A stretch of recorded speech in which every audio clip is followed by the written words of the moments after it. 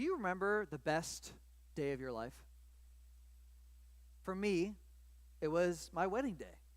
I remember it like it was yesterday. It was actually 6 years ago. And during this day, we had many people in our family give speeches. We actually had a very large wedding celebration that night, well over 200 people, similar to this room. And my dad gets up and he gives a speech. I was really hoping his speech would be all about how amazing his son is. And he did say some compliments, but mainly he had an agenda in that wedding speech. And it was titled, You First. What he wanted me to get through my head is to put Kalia first. That was his agenda for that entire wedding speech. In fact, this is the end of the wedding speech, which we're actually put on the screen right now. This is my dad. See if we can get some sound on. But I really want to give him a chance to really get this in his head. So I want all of you to raise your glasses, and on the count of three, I want you to look at him and say, "You first, Kalia." Okay? 1, 2, 3. You first, Kalia. Thank you. I'll take it. You first. That was the message that my dad gave me. Why would he spend his entire wedding speech saying you first? Maybe because he knew his son. In fact, he knew the son who would bawl his eyes out at 8 years old when my gifts on Christmas Day were just clothes. He knew his son at 13 years old when I was mad at my family. I would literally sit somewhere else in the movie theater. He knew his son so much so that he wanted to give this speech. Why would he give this speech? I think because he knew the most natural thing that I do is to put myself first, to put myself first. And that's why I love this saying, put yourself first. Especially if you've heard that saying, maybe culture, TikTok, put yourself first, right? It's about you, your feelings, your emotions. That's why I love this saying. It seems true. It even feels true. But it's not true. It's actually almost true. This is a series called Almost True. In fact, today we're looking at the saying, put yourself first. Now, what I know is I'm not the only one where it's the most natural thing for me to do is to put myself first. How do I know, or how do you know that maybe this is a natural inclination for you as well? If I just take a picture, maybe these good-looking 4 young men right here. And if I show you the picture, what's the first thing that you'll notice if you consider it, like if you think, okay, is this going to be a good photo or not? What do you notice? Yes, did you get my good side? Yes, right? It's about you, right? Even if Evan's throwing up in the picture, it doesn't matter, right? Like Matt's eyes twitching, who cares, right? As long as I look good, it's a good photo. You got my right side, that's my best side. Put yourself first. It's the most natural thing that we do. Our world encourages this. Do what's best for you. You deserve me time. My needs come first. We are a generation that can be easily obsessed with self-care. We prioritize ourselves. We guard our me time. Insist on doing what's best for us. What's at risk, though? What's at risk if we believe this saying to put yourself first? Well, the first risk is that we believe something that's actually not in the Bible. There's actually no part in the Bible that commands us to put ourselves first. And if we live and believe this, we're living in a way that God never meant for ourselves. And if this isn't God's way, then it's probably doing more harm than good. And nobody should be living their lives believing something that the Bible never taught, especially if you call yourself a Christian. It could be hurting our mental health, weakening our relationships, and pulling us away from the life Jesus promised. How do I know this? This is what Philippians says. Do nothing out of selfish ambition or vain conceit. Rather, in humility, value others above yourselves, not looking to your own interest, but each of you to the interests of others. Put yourself first. Our culture preaches this, but today we're looking at the truth, the whole truth, and nothing but the truth that Jesus teaches. Today, I want to give you 3 hard truths when it comes to putting yourself first. I've learned from a man named Craig Rochelle on this topic.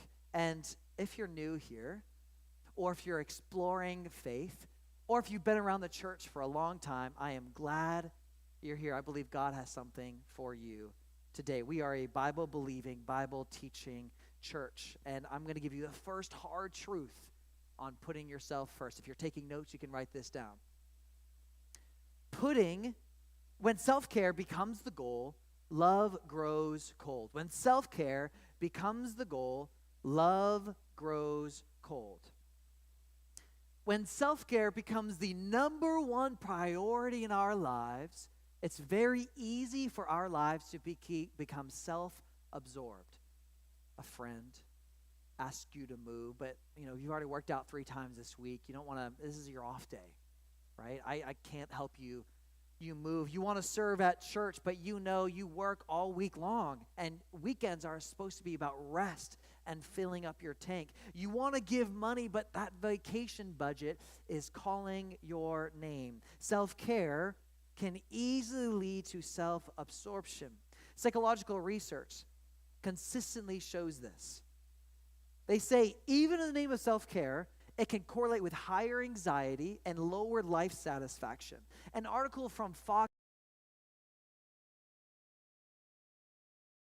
self-care industry has made us lonely. That's what the title said in 2024. It suggests that it leads to isolation and, get this, self-absorption. This is Fox News saying this. This is what's at stake if we believe this saying. And that's why there's a passage in 2 Timothy that says this. But mark this. There will be terrible times in the last days. People will be lovers of themselves, lovers of money, boastful, proud, abusive, disobedient to their parents, ungrateful, unholy, lovers of pleasure rather than lovers of God, having a form of godliness but denying its power. Have nothing to do with such people. Does this sound familiar? A generation, selfies, self-expression, self-fulfillment, even in the church. Self-care can creep in, self-love. Before long, we come to church waiting for God to serve us and our needs and our wants and our desires, and never asking God his perspective and what he desires for our lives. We start believing if God doesn't make me happy, I'm done. So, is self-care bad? Of course not. Self-care is not bad. In fact, Jesus took a lot of his life away from the crowds to pray, to receive from the Father. This is what he did much of the time, even to the chagrin of the people in his life. He took time for himself. But check this out. Jesus did this not for himself, but for other people. If the motive of self-care is only about you, it's selfish. But if our motive becomes to be spiritually strong, mentally healthy, physically renewed, so that we can love God and serve others, that is a form of worship to God. Self-care is most definitely not bad, but when it comes about us and our needs, it becomes selfish. When self-care becomes the goal, love grows cold. So where in your life is self-care about you? Where is the motive of self-care about you? Is it image management? You exercise, you eat clean, you post about boundaries, but it's not because God says anything, but it's so you could get validation and admiration from others. Is it avoidance disguised as rest? You take time for yourself, but it's not really about others? It's about escaping a hard conversation. Is it endless indulgence? You binge shows, you scroll social media, you shop online in the name of self-care, but really it's just leaving you numb. Where is the motive of self-care about you? So that's the first hard truth about putting yourself first. If it's about you, love grows cold. Now, if I haven't stepped on your toes, I'm about to jump in your lap with the second hard truth. Now, as I get into this, I want to read to you where this is coming from. This is actually Mark 12, going to the second hard truth. He says, love the Lord your God with all your heart, with all your soul, with all your mind, and with all your strength. The second is this, love your neighbor as yourself. There is no commandment greater than these. Okay. Brace yourself. Here's the second hard truth. You can write this down. We don't need lessons in self-care. Maybe we need limits. Maybe we don't need lessons in self-care. Maybe we need limits. All the laws, all of the prophets, all of the commands, hundreds and hundreds, Jesus sums up into these: love God and love others. And many times preachers will get on stages and say, this means in order to love others, you have to put yourself first. Right? Love yourself. You'll hear this not only from preachers, but just about anyone, right? If you can't love others if you don't love yourself first. This is what we hear, but just that could be true. I just want to provide maybe a different perspective today. Jesus never said that. Like, if Jesus is all-knowing, why wouldn't he just say that? Maybe, just maybe, Jesus assumed that we already love ourselves a lot, so he didn't need to say it. Maybe he knew it's harder to love others than it is just to love ourselves. Maybe we don't need lessons in self-care. Maybe we need limits. Now, if you don't believe me, just watch how you guard the thermostat at night with your spouse before bed. If you don't believe me, look at how you eye the last piece of pizza. If you don't believe me, look at the person who took your parking spot at Vaughn's. Putting ourselves first is the most natural thing we do. Loving others, maybe not so much. So some of you say, okay, what? I don't even like myself, Jake. Like, are you kidding me? Like my thinning hairline, my wrinkles. Like, I don't even like myself. I love myself. And there are parts of all of our bodies and ourselves that we don't like. My wife, 3 days ago, watching a movie at night, and she asked me, is there any part of my body that you don't like? There's no right answer. I just want to say that right away. And I was like, I can't think of one. I can let you know if you really want me to think. I don't think about it too often, you know. I was like, why is she asking this? So I asked, is there a part of my body that I don't know? She's like, no. Silence for like 5 minutes. But she's like, well, when we were first dating, I thought your toes were interesting.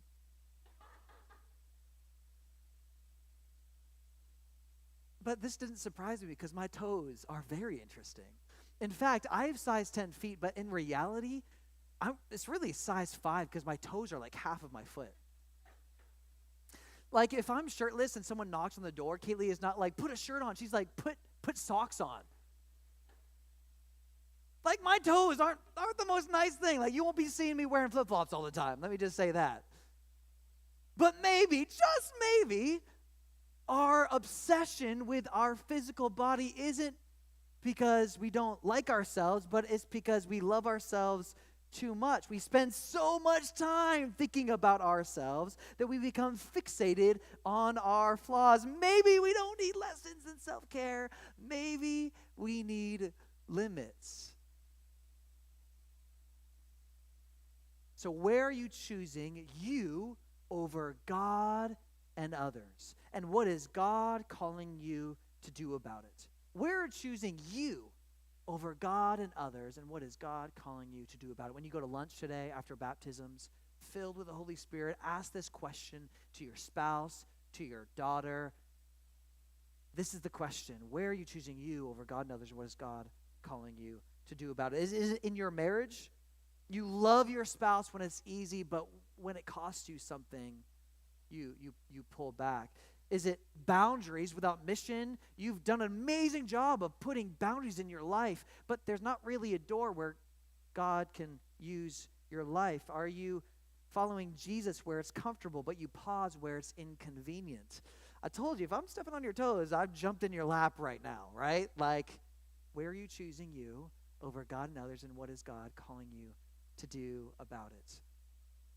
Maybe you don't need so much self-care. Maybe we just need some limits on it. Here's the third hard truth. Now, before I share this hard truth, I do want to say, I'm about to read to you one of the hardest scriptures in all of the Bible, so I need to give you some context before I do this. Jesus explained to his disciples before he was going to Jerusalem that he was going to be suffered horribly. He would die on a cross, and in this moment, Peter, disciple, said, "No, that is not going to happen, not on my watch." And Jesus says to Peter, "Get behind me, Satan." This is a message for an entirely different day. But one of your goals of a Christian life is for Jesus to not call you Satan. I just want to say that right here. But then Jesus proceeds to give one of the hardest verses in all of Scripture. He says this: "Whoever wants to be my disciple must deny themselves, take up their cross, and follow me." So here's the third hard truth about putting yourself first, and it's this: you can't follow Jesus and still be first. You can't follow Jesus and still be first. A lot of us, when we read this, taking up our cross, I'm going to be kind to my neighbor today. I'm going to take up my cross. I'm going to go to church today. I'm going to take up my cross. But when Jesus said, take up your cross, deny yourself, and follow me, what he was saying would have made the disciples gasp. It would have made the disciples gasp. Here's why. Because when Jesus said this, the disciples knew 20 years before of a brutal uprising in Jewish history. A man, 30 years earlier actually, led a revolt against Rome for the unfair taxes. Some of you want to lead a revolt right now against California, United States, because of unfair taxes. Here's the difference, though. Rome not only crushed it, but hundreds of Jews were slaughtered in the midst of this. The rest were captured. Roman soldiers told them, take up your cross. They were forced to drag their crosses around in the city, humiliated, and then, get this, crucified on the very same cross. The Romans even forbade anyone to take them down of the cross. So years passed with their bodies rotting on the crosses that they had to carry. Take up your cross wasn't metaphorical for the disciples when Jesus said it. It was literal. It meant death to self, a one-way journey with no turning back. Some scholars actually believe Jesus was standing in the very spot that some of the Jews were crucified in that moment. Some people even think the disciples had relatives that happened. So let me just read this verse again with that context. Whoever wants to be my disciple must deny themselves, take up their cross, and follow me. Jesus did not call us to promote ourselves, but to humble ourselves. He did not call us to pamper ourselves, but to deny ourselves. He did not call us to serve ourselves, but to serve others. He did not tell us to put ourselves first, but to put others first. The Apostle Paul says this, sums it up perfectly. I have been crucified with Christ. And I no longer live, but Christ lives in me. The life I now live in the body, I live by faith in the Son of God, whoever loved me, and he gave himself for me. Raise your hand if on a regular basis you're like on an online call, Zoom, Google Meet, Microsoft. Anyone? Okay, like 4 people. Okay, great. Have you ever been on an online call and someone just forgets to mute themselves? And like you have like 30 people on this call, right? They're trying to focus in, right? Because there's an agenda for this meeting. And someone's like, can I get a caramel macchiato with extra drizzle? And you're like, for the love of God, like, can you mute yourself? I want to focus. And someone finally has the courage, like, hey, John, hey, would you just mind, like, click and mute for a second? As soon as it happens, it's like, peace. You can finally hear and listen to the agenda of the meeting. What I think oftentimes, putting ourselves is the most natural thing, putting ourselves first. It's like someone who doesn't mute themselves. It's always running in the back of your mind. You deserve it. You deserve to yell at that person. You deserve to give in to those emotions. You deserve to put yourself first. And what Jesus is saying, not to just be distracted by this, not to just manage it, but he's saying to mute it. He's saying to mute that voice every time it comes in, to put ourselves first.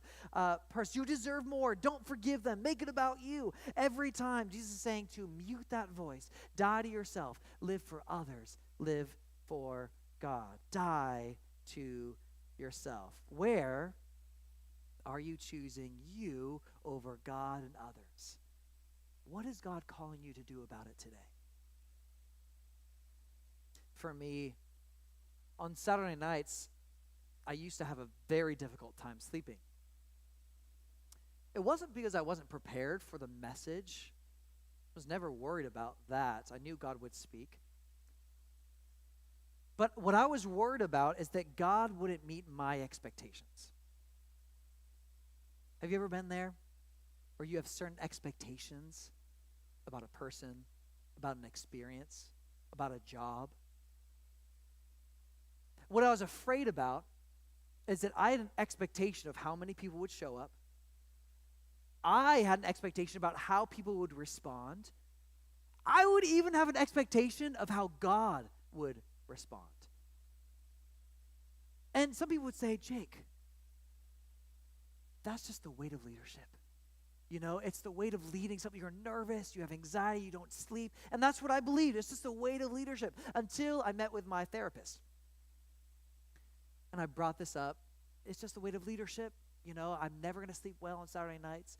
And then she said, Jake, in the most polite way, I love my therapist, Wanda.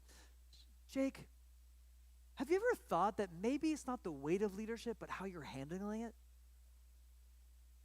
I go, she's like, who's setting these expectations? And then as I got to think about it, I realized that I actually believed that I had a better idea of what would happen on a Sunday morning than God. I had a way better idea. In fact, if it didn't happen, I would be mad at God because my way is better than God's way. I have a certain idea of how it's going to work. God has nothing to, and of course I would never say that, but I had this high expectation. Really, it was all about me and not what God wanted to do through me. That's what really it was about. It wasn't about others. It was about my expectations, what I wanted. I realized, this just happened a couple months ago, everybody. A month ago, if I'm going to be very honest. God definitely wanted me to do something about this. Because I look at Jesus. This dude had 3 years to accomplish kind of the biggest goal of all time, save humanity. 3 years, 36 months, roughly, to do all of these things. I would be stressed out. I would have all these expectations. I got to meet here. I got to go here, travel to this place. I got to talk to this person, pray over this person. I need to talk to this politician. Instead, this dude was so interruptible. It was almost like he never had an expectation in the first place. It was almost like he surrendered his idea for God's idea. A woman reached out to touch his cloak. In the midst of a crowd, he stops. children came and climbed into his lap. A father begged for healing for his son, and he stopped. A crowd cried out for mercy. He stops everything. These weren't scheduled, but these were sacred moments. Jesus put every idea of what he wanted to the side and followed the Father. That's what he did. And if we don't fight against the pull of putting yourself first, we will not be living out God's plan for our lives.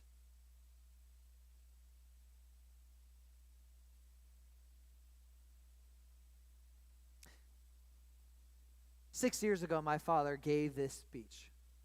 I just want my son to just get this through his head. That's what he said. So everyone in the crowd, can you just say, put Kalia first? Everyone does it. Put Kalia first. And I'm so glad that happened, because every day I don't have my father's voice out of my head. Every single day. Toothpaste on the toothbrush. Yep, I'm going to do it for me and for my wife. Wash the dishes. Yeah, wash hers too. Thermostat. No, not that one yet. Not that one yet. I'm working on that one. And one of the proudest moments of my life happened a month ago when my wife said that this was the best year of our marriage yet. That's what my wife said. And it's easy for a husband to say this is the best year of your marriage without talking to your wife. But when my wife says it, that's how I know maybe I'm doing something right in my marriage. Because here's what I know. When you live God's way, God makes a way. When you live God's way, God makes a way. Putting yourself first is the most natural thing we do. We die to ourselves. We take up our cross every single day. And what does God do? He makes a way in our marriages. He makes a way in our jobs. It's almost like living God's way is the best life out there. And some of us right now in